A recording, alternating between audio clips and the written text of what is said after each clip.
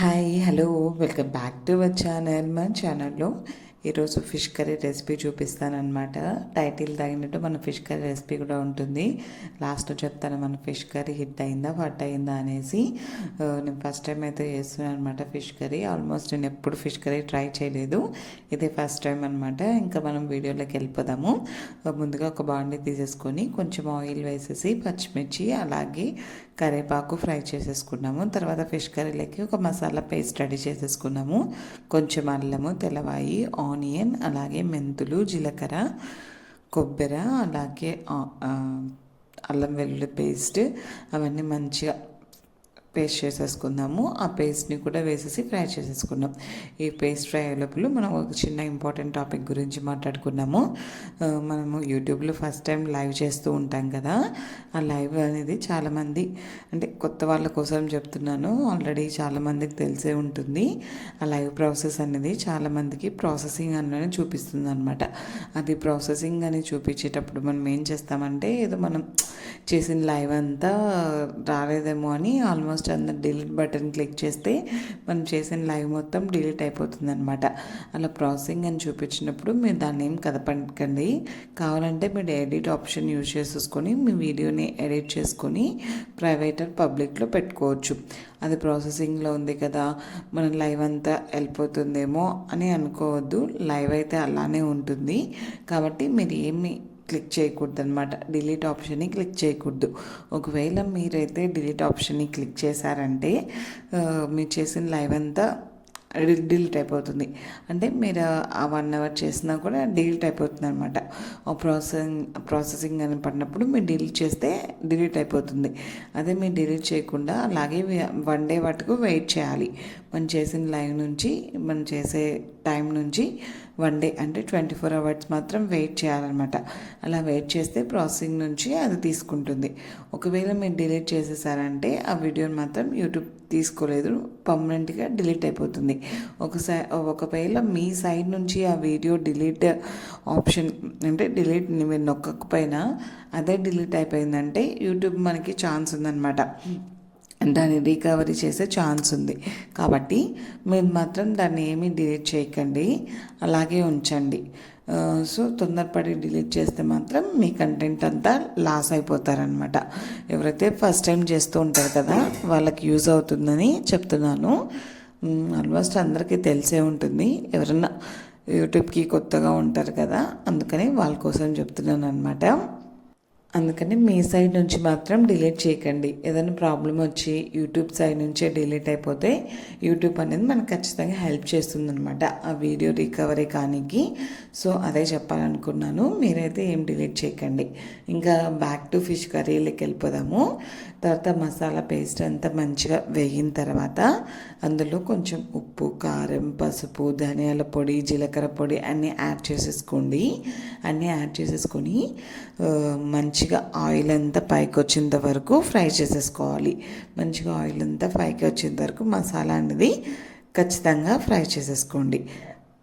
అలా మసాలా అంతా ఫ్రై చేసేసుకున్న తర్వాత పెద్ద నిమ్మకాయ సైజ్ అంతా చింతపండు తీసేసుకొని ముందే నానబెట్టేసుకోండి. మంచిగా చింతపండు గుజ్జు అంతా తీసేసుకొని అది కూడా వేసేసుకోండి. ఇక్కడ మీరు ఫిష్ క్లీన్ చేసేటప్పుడు మాత్రం ఫిష్ని మంచిగా క్లీన్ చేసుకోవాలి.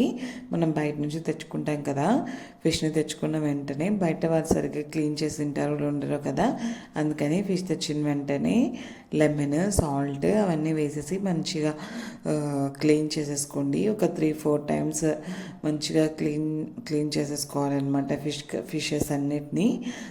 వెనిగర్తో అయినా క్లీన్ చేసేసుకోవచ్చు. వెనిగర్ కానీ లెమన్ కానీ యూజ్ చేస్తూ మంచిగా క్లీన్ చేసుకుంటే ఫిష్ అనేది మనకి నేచర్ స్మెల్ రాకుండా ఉంటుంది. అప్పుడు పిల్లలు కూడా తినడానికి ఇష్టపడతారు కదా.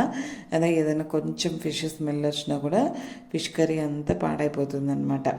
తర్వాత నేను ఇక్కడ కొంచెం చింతపండు రసం ఉంటుంది కదా, చింతపండు రసం అంతా వేసేసి కొద్దిసేపు ఉడకనిచ్చానమాట. ఇక్కడ నేను చేసిన మిస్టేక్ ఏంటంటే వాటర్ ఎక్కువైపోయినాయి, కర్రీలో కొంచెం వాటర్ ఎక్కువైపోయినాయి అనమాట. కొంచెం వాటర్ తగ్గించేసింటే ఫిష్ కర్రీ అనేది చాలా బాగా వచ్చిండేది. ఇప్పుడు కూడా బాగానే వచ్చింది, కానీ కొంచెం వాటర్ అనేది ఎక్కువైపోయాయి అనమాట. మనం ఫిష్ని వాష్ చేసి అంటే క్లీన్ చేసి ఉంటాం కదా, అప్పుడు మనకి ఫిష్ నుంచి కూడా కొంచెం వాటర్ వస్తాయి కదా, అది దానివల్ల ఎక్కువైపోయినాయి అనమాట వాటర్. ఫిష్ని వాష్ చేసేటప్పుడు వాటర్, ఇక నేను కూడా కొంచెం వాటర్ ఎక్కువ యాడ్ చేసేసాను. దానివల్ల మనకి ఫిష్ కర్రీ అనేది కాస్త ఫిష్ పులుసు లాగా అయిపోయిందనమాట. ఇక్కడ మీరు మాత్రం ఫస్ట్ టైం చేసే వాళ్ళకైతే చిన్న టిప్ చెప్తున్నాను. ఫిష్లోంచి కూడా మనకు కొన్ని వాటర్ వస్తాయి కదా, సీ ఫుడ్ కదా, అందుకని ఇక్కడ అది గుర్తుపెట్టుకోవాలి. ఫిష్ నుంచి వాటర్ వస్తాయి, అందుకనేసి మనం వాటర్ని అడ్జస్ట్ చేసుకోవాలన్నమాట. ఒకసారి చింతపండు రసం వేసిన తర్వాత ఉప్పు కారం అన్నీ అడ్జస్ట్ చేసుకోండి. మళ్ళీ ఫిష్ వేసిన తర్వాత మనం అడ్జస్ట్ చేసుకోలేం కదా, అందుకని పులుపు తగినట్టు కారము ఉప్పు.